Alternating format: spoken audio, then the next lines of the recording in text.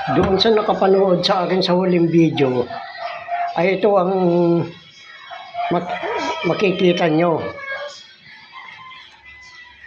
Need to report the video. Sign in to report inappropriate content. Cancel o sign in.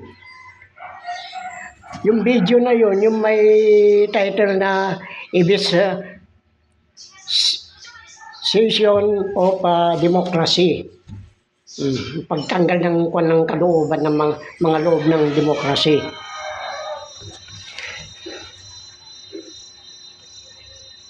Ito ang kahulugan ng sinasabing inappropriate. Hindi nararapat panuurin. At ito naman yung evisceration ng pag-alis ng yung nangangahulugan, yung pag-alis ng laman. Anong inalis ng mga namumuno sa ating bansa? Yan ang kinu-question ko ngayon eh. Hindi ba yung ating karapatan at ang ating kalayaan? Sapagkat ang mga namumuno sa ating gobyerno ay siya na ang boss. Sa halip na ang tao, siya ang boss. Hindi, nagkabaliktad na eh. Dahil nga dyan sa mga ginagawa nilang mga katarantaduan at kabalbalan eh.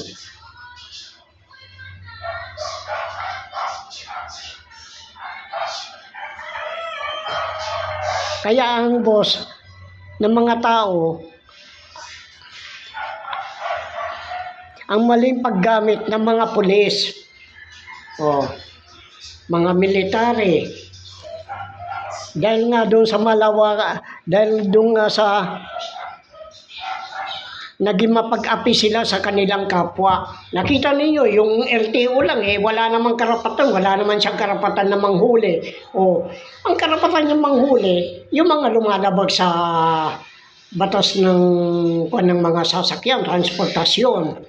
Pero bakit yung akala mo mga sino na yung mga ulol na yan eh, yung mga nasa buhol. Pinanunood sila ng tao. Pagkatapos lumapit lang siguro, nagtanong lang. Minasama na nila. Akala yung mga na yan, kasi parang parang langaw na nakadapo sa kalabaw eh. Kunting kapangyarihan lang eh, akala mo kung sino na mga yan. Kaya dapat yan, managot yan. Kaya yung mga umaabuso na marami dyan, abusado na LTO eh. Mga binigyan lang ng konting karapatan, nakala mo kung mga sino na.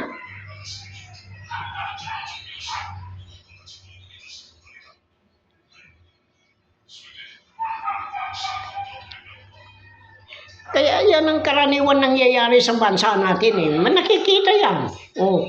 Pero may nangyayari ba? Wala. Kasi ini-spoil ng mga itong mga na ito eh. Ini-spoil ng mga namumuno, itong mga pulis, itong mga military, at sunod-sunuran naman sila dahil tinataasan ang sahod nila.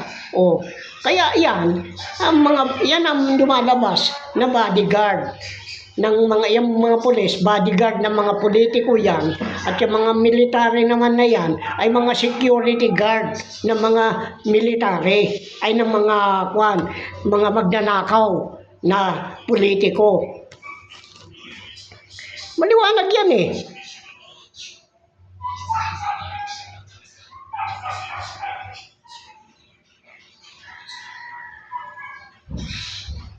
Sa halip na maging tagapagtanggol sila sa ating constitution at saka sa mga mamamayan, hindi.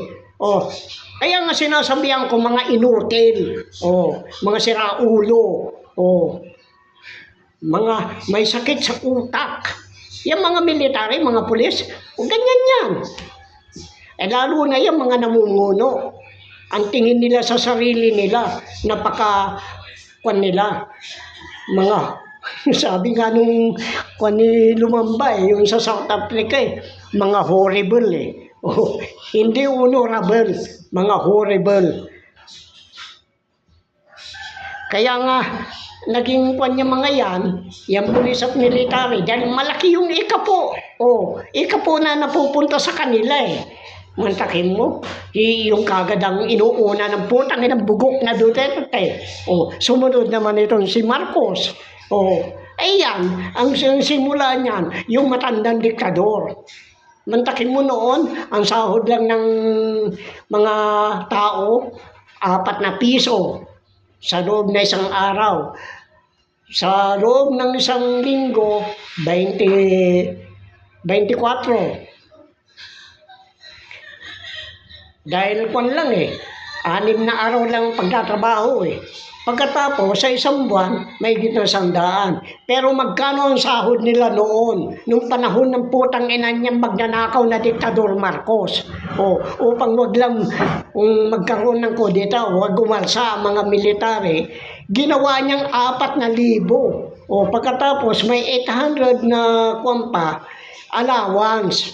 O, kaya napakalaki ang sinasahod nila noon, kaya abusado ang mga military. Hanggang ngayon, abusado yung mga yan, kaya dapat natin walain yan. O, paano yan ngayon? Wala na kayong sasahurin. Huwag ninyong sabihin, pera ninyo ito.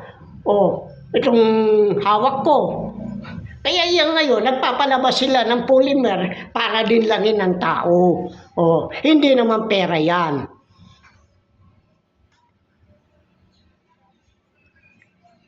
Kaya nga, pag mayaman, gaya nung nakuhan sa Inchik, yung kinidnap na Inchik, yung anak ng Inchik. 20 ang balita ko, 20 million, ewan ko kung totoo. Yung ransom. Yung mga pangyayari niyan, nangyayari din nung panahon ni Lacson. Pagkatapos akala mo ito, si Lacson na ito tarantado na ito, akala mo kung sino? Putang ina ka, huwag ka din naman eh. Dati kang nag-i-illegal laging sa Cagayan. Huwag mo sabihin sa Isabela, huwag mo sabihin dito itong sinasabi ko. Putang ina ka. Pagkatapos akala mo napakalinis mo, ikaw ang nagsabi noon. Ayaw mong kumandidato dahil marumi. Bakit ka kumandidato? Dahil nakita mo malaki ang pera na nakakuan dyan sa gobyerno. Sira ulo ka, Lacson ka. Magreklamo ka. Putang ina ka. Huwag mo sabihin na hindi totoo ang pinagsasabi ko. Kaya nga, yan ang mga gusto nilang mangyari sa akin. Na ireklamo ako ng mga nakakapanood. Bakit hindi ninyo ako mismo ireklamo?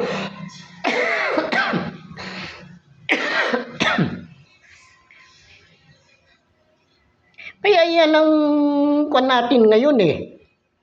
Kaya paano yung mga nawawalang mga bata? Baliwala kay Marcos. Bakit baliwala? Kasi sila may gawa. Nagre-ritual sila. Yung putang ina niyan, tarantado ka. Akala mo tatagal ka pa dyan? Hindi ka natatagal dyan. Dahil meron lang akong isang ikupan, hindi ko pa alam kung saan ko itatapon. Para pag itinapon ko yon, mawawala ka na dyan. Tandaan mo yan. Sira ulo ka, akala mo kung sino ka.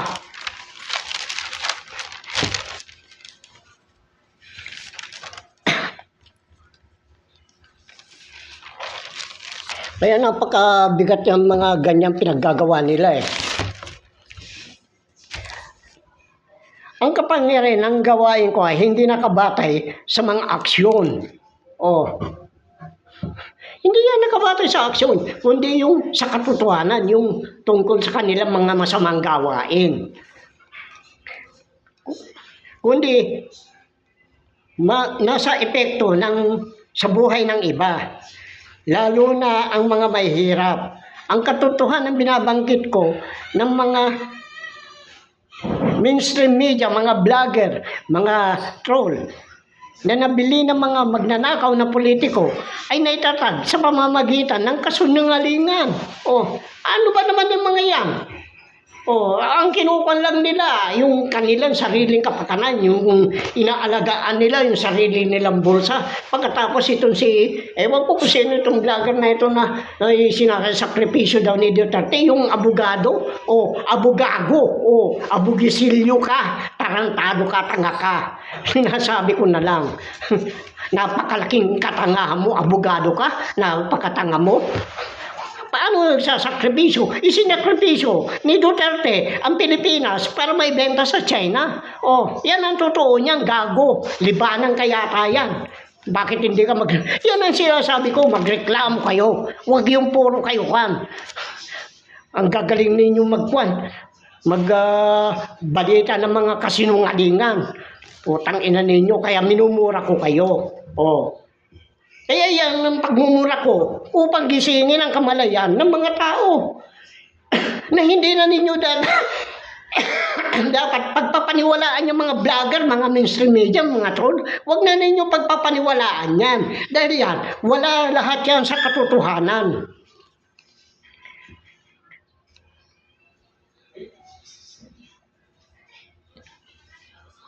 Dahil sa kanilang mga nagagawa, ay kung wari nagkakagatan lang yan, pero nagkakapikunan din yung mga yan. Katulad ni Panelo. Si Panelo ay bobo din yan eh. Hindi nga niya nailigtas si Kwan eh. Si Sanchez eh. Yung nang-rape ng babae, akala mo kung sino mga Kwan na yan. Kasi ang ugali ng mga tiga Mindanao, huwag kayong magagalit. Sabihin ko sa inyo ang ugali nyo. Konting kaalaman lang, akala nyo kung mga sino na kayo. Hindi ba totoo? Lalo na yung mga Muslim na yan. Pagkatapos yung religion ng Muslim, ikukuha ako, tuturuan ako. Anong malay ng mga kwan? Yung mga Muslim na yan ay nawala sa kanilang spiritual na pananaw. Ang nasa kanila ngayon ay yung revolutionary na pananaw. Kaya nga ang tatapang ng mga yan eh. Sa mga muski nila, mayroon silang mga baril. Sinong ginagago ninyo? Hindi ba yung ala ninyo? Kaya wag na ninyo akong pagkagagawin. Hindi ninyo ako kayang gaguhin. Sabihin ko sa inyo ang totoo.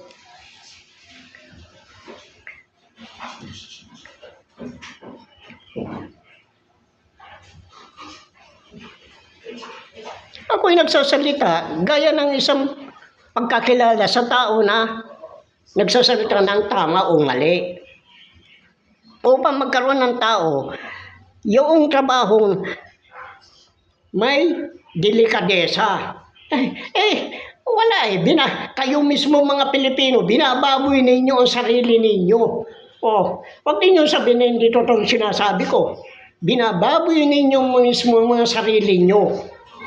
At pumapayag naman kayo magpababoy. Yan ang totoo niyan. At nasa tao na rin yan. Nasa kanila ang pasya. Ang binabago ko, yung kurbada ng realidad, yung trajectory ng reality. Kasi kung minsan, maaaring tumaas na pag ganon, maaaring bumaba din na pag ganon, na nagsimula sa zero, tataas na ganon, o bababang ganon. Kaya yan ang pinapahayag ko ngayon.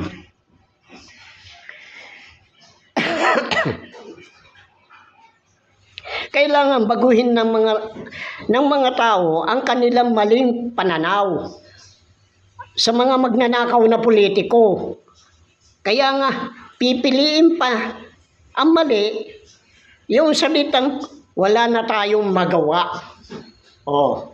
Merong magagawa. Kung sasabihin mo sa akin na wala kang magawa, inutil ka. Kaya nga sabi ko nga, puro mga inutil din ang mga Pilipino. Dahil, pumapayag na, alam na nilang magnanakaw. Magnanakaw si Duterte, ibinenta sa China, pinagmamalaki pa. Hindi ba libanan? Putang ina ka. Sabihin ko sa iyo, wala kang alam, bobo ka. Abogado ka na turingan, pero bobo ka. Kung wari, iniimbitahan sa mga kwan ng on the age of legislation, katarantaduhan yan, on the age of legislation. Ano nangyayari? Wala. Oh.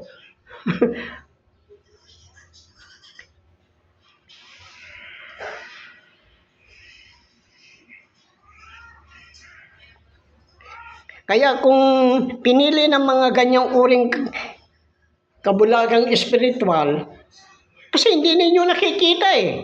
Oh, nakikita ninyo, pero hindi ninyo liniliim kung ano ang kanyan, kung anong kahulugan ng mga bagay na yan.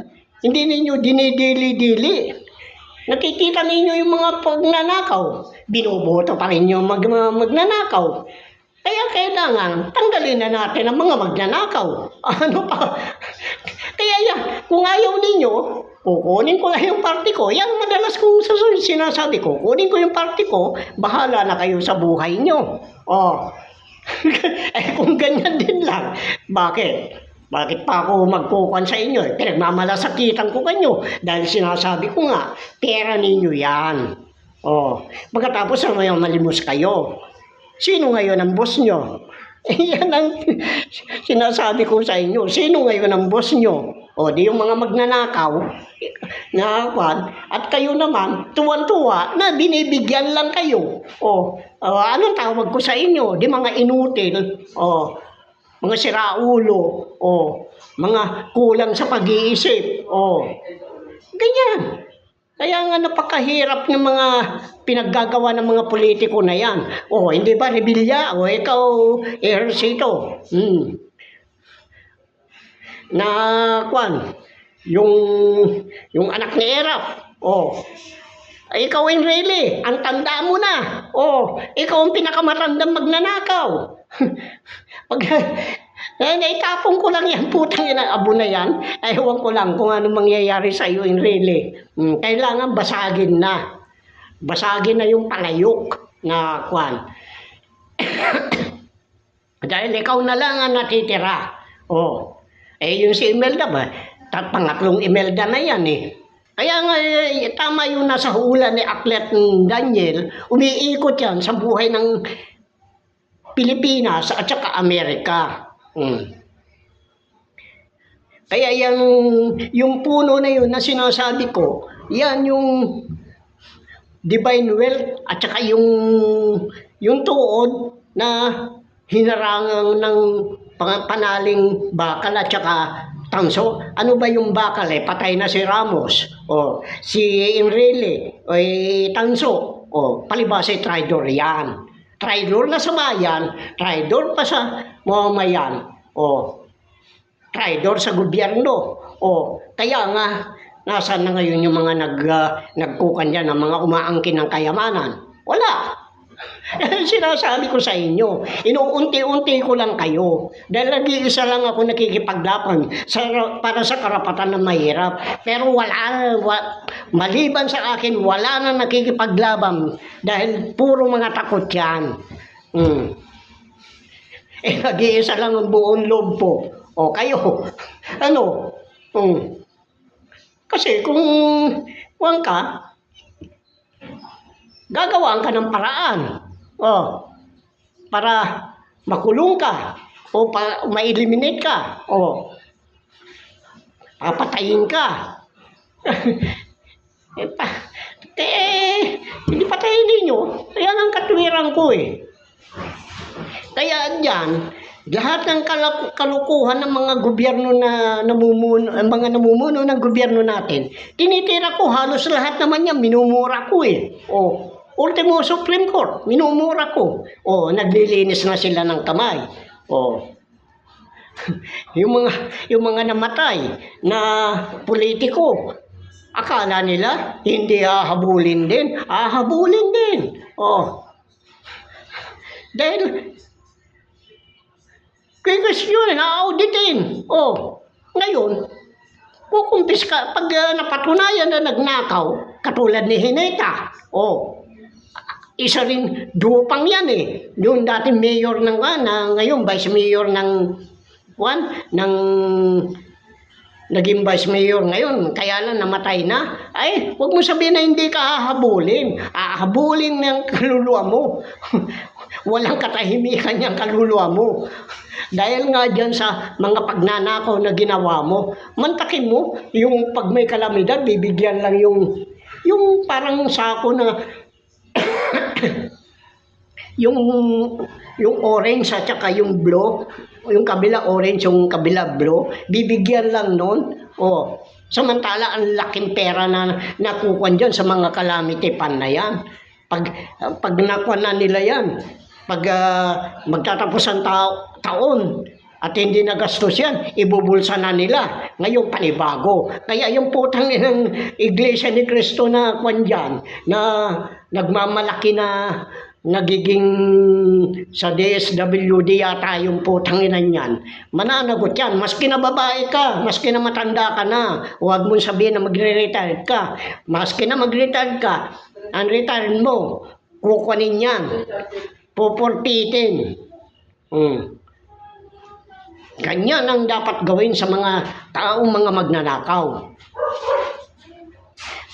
Kaya napakahirap yung kwan na yan eh. Kailangan gamitan ng kamay na bakal. Sabi ko sa inyo, pag ako kamay na bakal, tignan ko lang. Mga military, anong pakialam ko dyan? Wala akong pakialam dyan. Hindi pera ng gobyerno ito. Hindi pera ng mga Marcos ito. Hindi pera ng mga Duterte itong kwan na ito. Hindi rin pera ni Trump ito. Putang ina ng Trump na yan, nakala mo kung sino.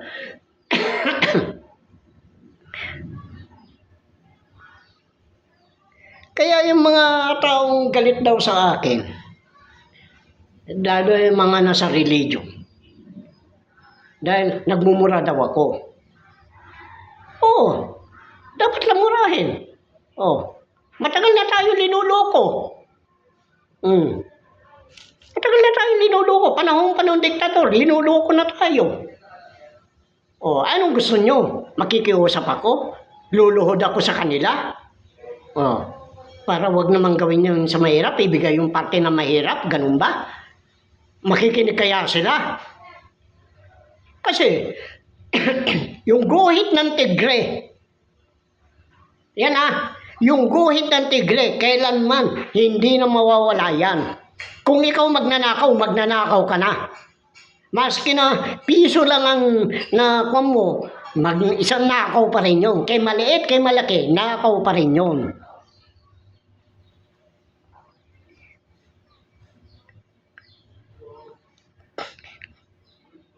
Kaya, huwag na ninyo akong kunin. Huwag na kayong magmalinis. Dahil merong bang kwan ba? Merong bang tama? Yan ang sinasabi ko. Lahat tayo marumi.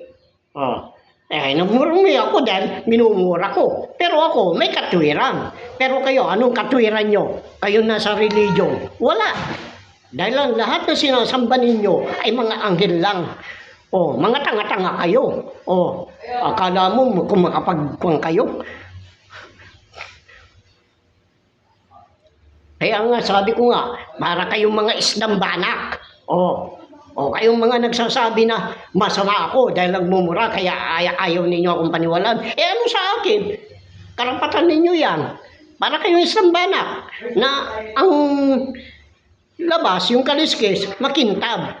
Pero yung loob, puro barak. Yan sinasabi ko.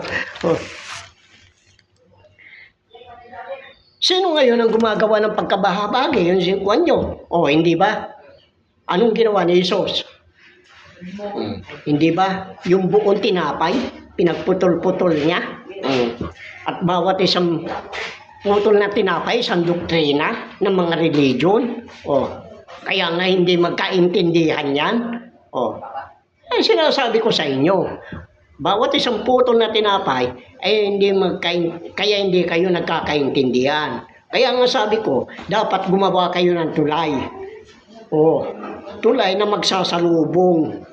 Upang sa ganun, kung ano na alam mo na hindi alam nito, sabihin mo. At kung ano naman alam nito na hindi mo alam, sabihin mo. Pero hindi.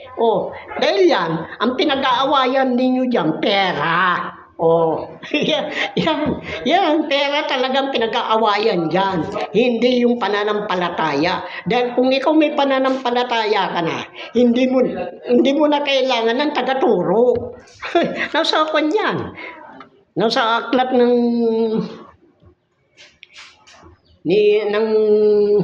Isaiah yata yun eh. Oh. Na kung ikaw may pananampalataya na sa aklat ng kanya, ng Galacia, na pag ikaw may pananampalataya ka na, hindi mo na kailangan ng tagaturo. Dahil kasi yung sa religion, yung tinuturo niyan, yung nakaraan, tinuro na.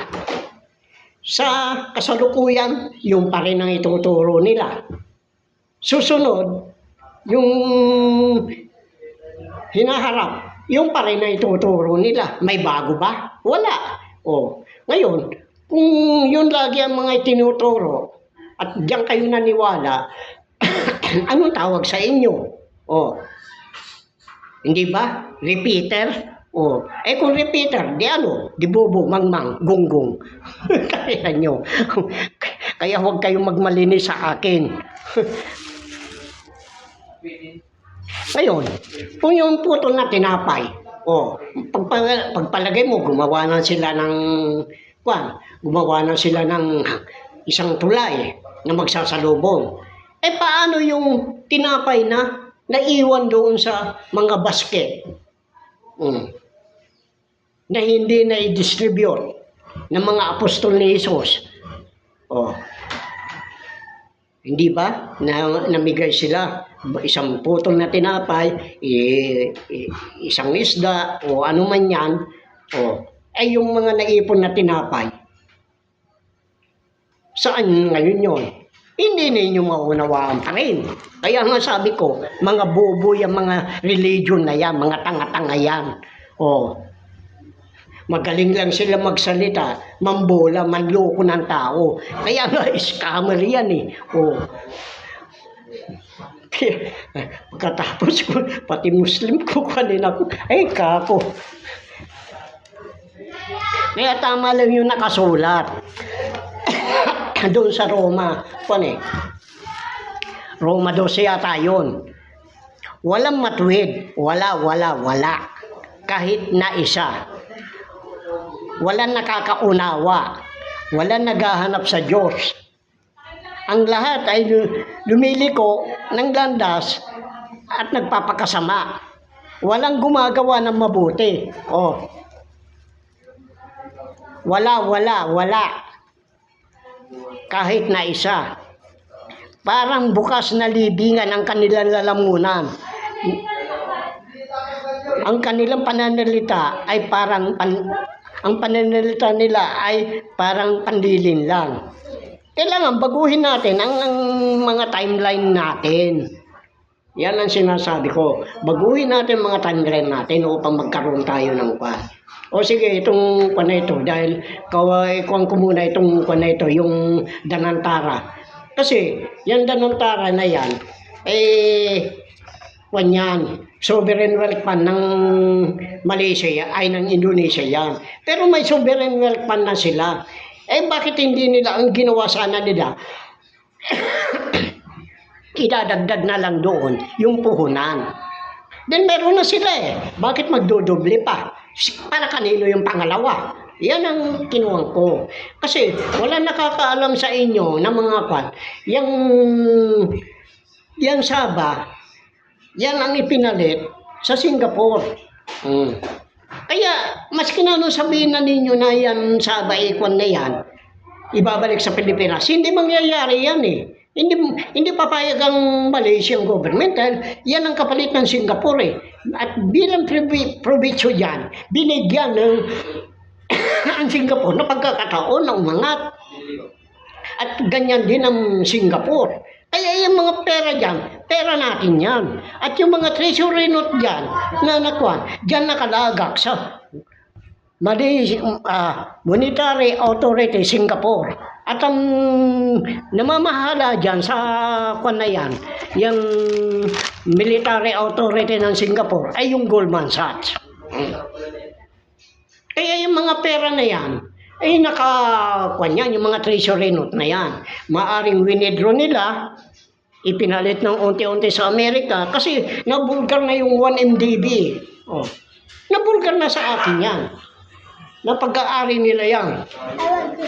Pag-aari nila yan. Kaya, yung 1 MDB, hindi pala pag-aari ng kanyan, ng Malaysia. Kundi yan ay pag-aari ng Philippine government. Diniligaw tayo, magnanakaw na Marcos para angkinin yung mga kayamanan na yan. Oh. Kaya napakabigat niyan. Ngayon, kung winidraw na lang paunti-unti yan, kasi yung pagkalantad noon, hindi na sila nagpapasok ng pera sa 1 MDB. Kaya nagtinulo ni Jolo yan. Si Jolo, galing yan sa Goldman Sachs. Empleyado yan dati. Ngayon, upang masabi na wala ng pera doon. Eh, hindi naman pwede dahil may record yan sa PNB Naga.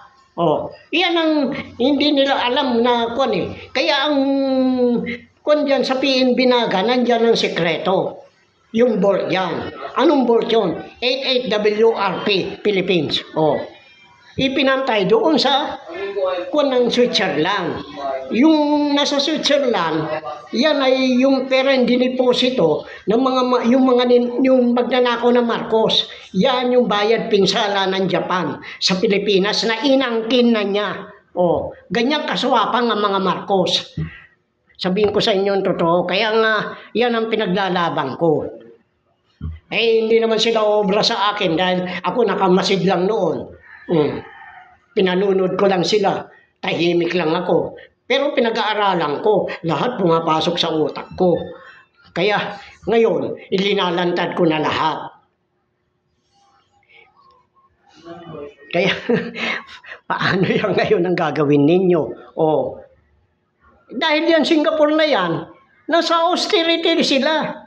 Yung ayuda na sinasabi dito sa Pilipinas, yan ay doon sa yung na yan, yung Indonesia na yan, yung ayuda na sinasabi nila sa Pilipinas, sa Indonesia ay free meal. Oh. Dahil ikaw ba naman titipirin mo ko para lang sa sovereign wealth? Oh.